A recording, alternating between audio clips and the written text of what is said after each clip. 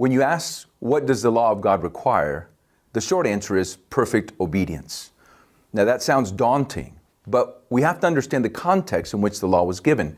It was given in the context of grace, God's saving initiative.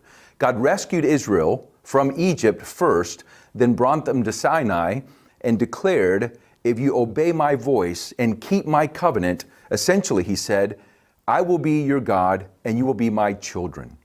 So that's the context of the law. And the perfect obedience that the law demands, it is a response to God's saving initiative.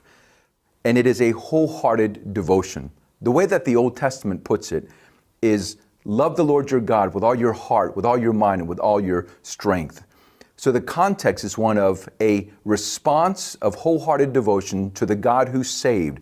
It is a response of faith that is called love. And that love flows to love of neighbor as well. Now the problem under the Old Covenant was that the people of God could not obey. But the good news was that there was a covenant that was promised that would be new. And in this covenant, God promised that he would circumcise the hearts of the people. In other words, in Jeremiah 31, God says that he would write the law on their hearts.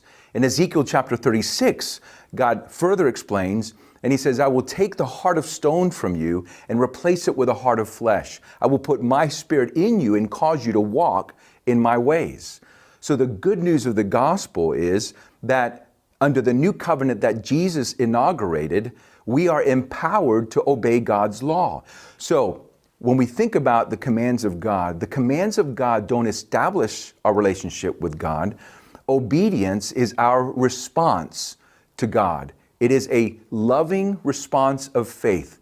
God has saved us in Jesus Christ, and we respond by trusting him in loving obedience.